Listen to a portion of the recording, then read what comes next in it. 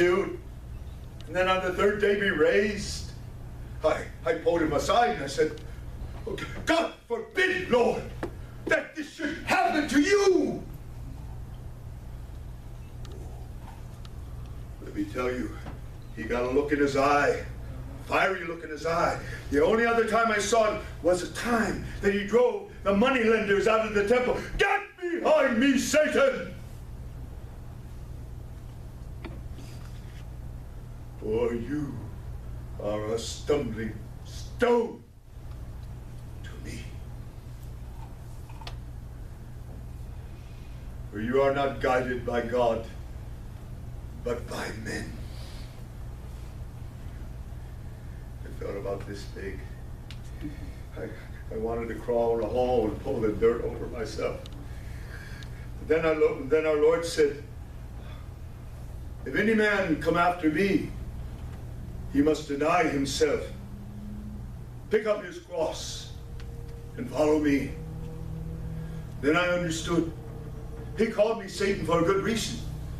Because when he was out in the 40-day fast, that's what Satan tried to do. He tried to divert him from his purpose. He tried to take him from his mission to die for us so that we could be saved and be with him. So whatever you do in life, do not deny the cross. You must pick up your cross and carry it. But before you do, take all your suffering from within you. All your and nail it to that cross. All your indecision, nail it to that. All your confusion, nail it to that cross. All your sins, nail it to the cross. Because he knows your suffering. You join it with him. And he will bring you to a place of joy and resurrection in him. Well, I hear you guys are celebrating the Feast of Tabernacles. Right? How's it going? Oh, great. Well, you know, I got the story about the Feast of Tabernacles. One day I was walking by the tabernacle on my way to my house in Capernaum, where Lord was staying with my wife and I. So I'm walking back to my house. All of a sudden, this tax collector comes to the tabernacle. Reminds me a little bit of Matthew before he met the Lord. He says to me, "Does not your master pay the temple tax?" I looked at him and I said, "Yes, he does." He scurried away. So I walked further to my house. When I stopped in the middle, I said, wait a minute. This doesn't make any sense. Feast of Tabernacles, the house of God. But Jesus is the Son of God. So why does he have to pay a tax? I opened my dang blasted trap again. So I finally got to the house, opened the door. Because there was Jesus again with this big smile on his face. And he says to me, "So tell me, Simon, what think you, Simon? To whom do the kingdoms of the earth demand taxes or duty? To the children or to others?"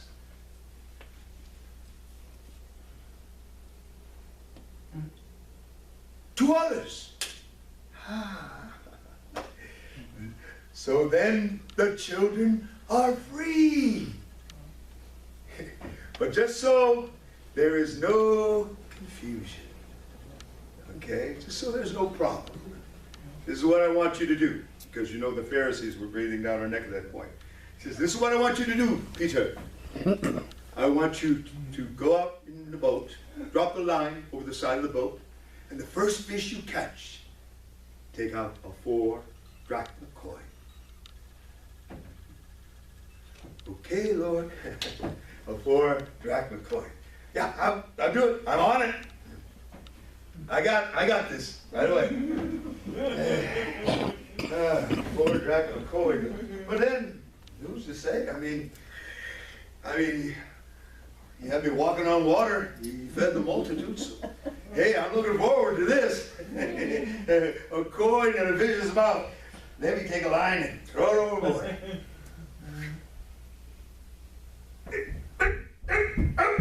This is a big one.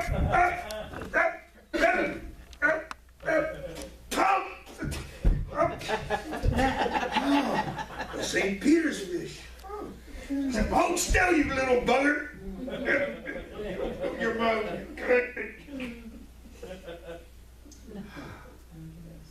A 4 drachma coin. See how the Lord provides? Isn't he wonderful? Yeah. You know what? I didn't even bait the hook. Well, so many, the remaining 3 years, so many healings took place. So many sermons our Lord preached, talking about the kingdom of heaven, bringing them to our Father. But it was soon coming to an end. So he gathered us all together in the Last Supper. And there, of course, a miracle took place where he talked about the bread and the wine in his body and blood. But he also talked about the betrayal of Judas, and he sent him on his way to carry out the plan. And he talked about his death and his resurrection. So I spoke up to him and I said, Lord, I will follow you to prison and to death. He said to me, Peter, you will follow me. But let me tell you, before the cock crows, you will have denied me 3 times. Lord, I will not deny you, even unto death. Well, that night, our Lord was taken away. Even though I tried to protect him, he was taken away. And the next day, he was crucified. He died. And there was, so I followed, John and I followed our Lord to where he was being interrogated. And we were in the courtyard. And I was warming my hands by the fire. Then all of a sudden, this servant girl came up to me and said, "Who You also were with Jesus of Galilee." Woman, I was not with him. Then this man, I recognized him. He was the cousin of the guy, the guy that sliced his ear off. Yeah. Did I not see you in the garden with him? No, I tell you, I was not with him. I don't know the man.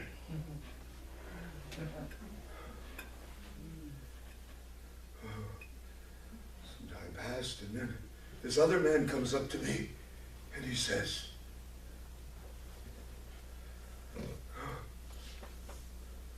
I'm a little late, but here we go. Certainly, this man was with him, for he was a Galilean. man, I don't know what you're talking about. I don't either, my friend.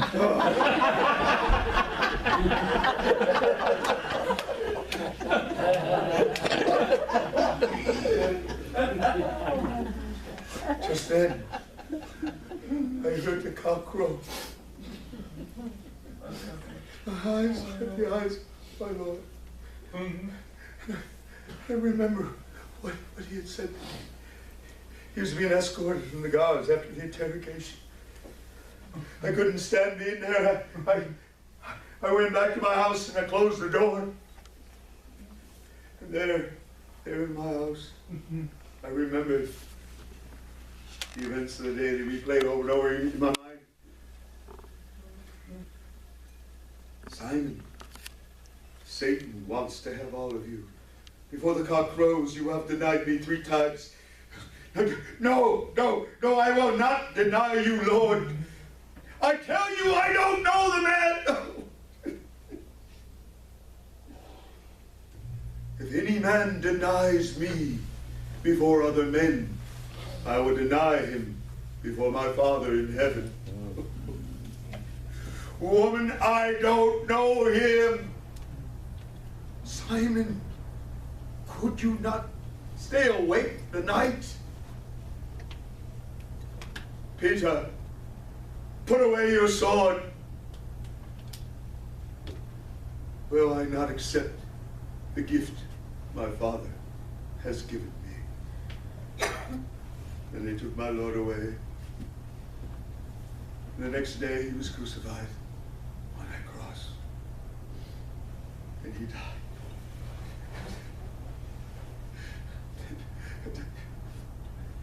And I couldn't protect him. I couldn't save him. No, Lord, no, you cannot wash my feet. Peter, unless I wash your feet, you can have no part of me. Oh, then wash my head and my hands as well as my feet. Wash my head and my hands as well as my... Am I not Judas?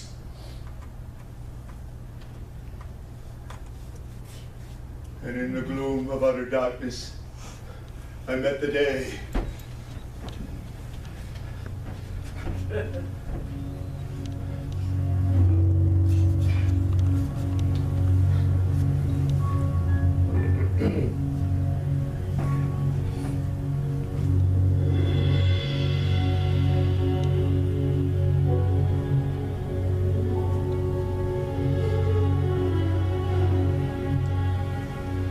The gates and doors were locked and all the windows fastened down. I spent the night in sleeplessness and rose at every sound, half in hopeless sorrow and half in fear the day would find the soldiers breaking through to drag us all away. And just before the sunrise, I heard something at the wall. The gate began to rattle and a voice began to call. I hurried to the window and looked down into the street, expecting swords and torches and the sound of soldiers' feet. There was no one there but Mary, so I went down to let her in. John stood there beside me as she told us where she'd been. She said they moved him in the night and none of us knows where. The stone's been rolled away and now his body isn't there. We both ran toward the garden, then John ran on ahead. We found the stone and the empty tomb just the way that Mary said. But the winding sheet they wrapped him in was just an empty shell. And where or how they'd taken him was more than I could tell. For something strange had happened there, just what, I did not know. John believed a miracle, but I just turned to go. Circumstance and speculation couldn't lift me very high, 'cause I seen them crucify him, and I saw him die.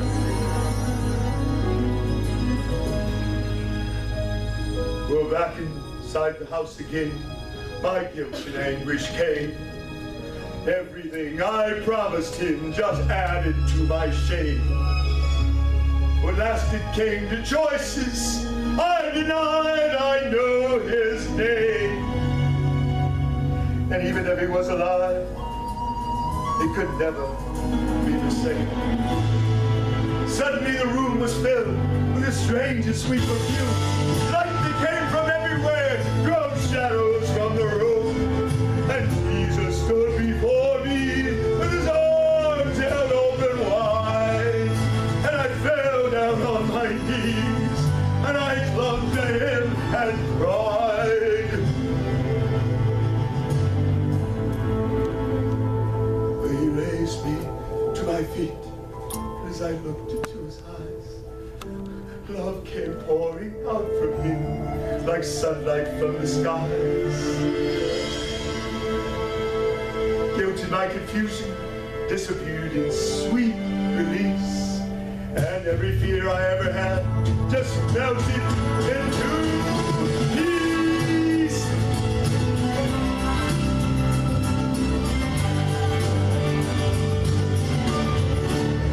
He's alive! He's alive! He's alive and unforgiven. Heaven's gates are open wide. He's alive! He's alive! He's alive and unforgiven. Heaven's gates are open wide. Everybody! He's alive!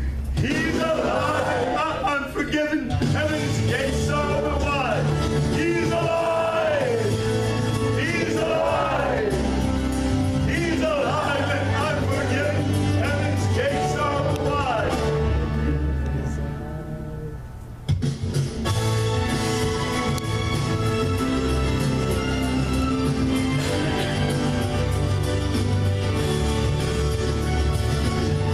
He's alive! He's alive! He's alive and unforgiven. Heaven's gates are open wide. He's alive! He's alive!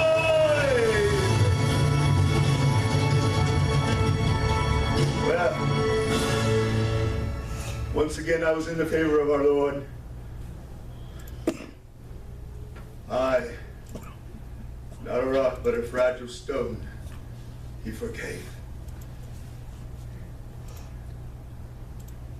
But the boys, they were sad, depressed, and lost. And I was in no position to be a leader. They were used to our Lord being with us day and night for 3 years.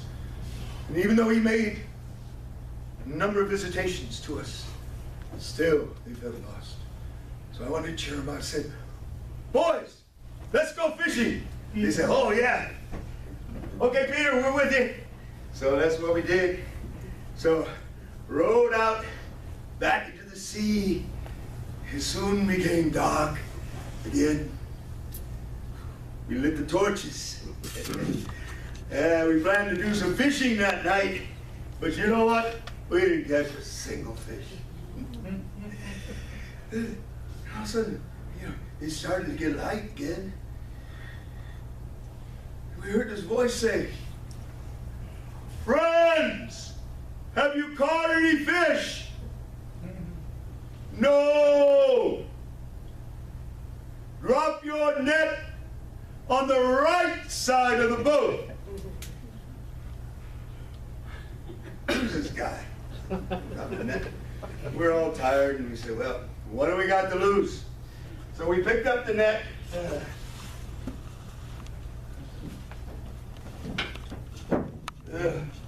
Looks like it's snagged on something here. Yeah. So we picked up the net. We cast it out on the right side of the boat. All of a sudden, fish started to come from everywhere. Oh, hold on, boys. This is the big one. But then John turned to me and said, Peter, it's the Lord. It's the Lord? Oh, it's the Lord! So I started swimming to shore. And I gave the Lord a big hug. Master! He says, Peter, you're all wet.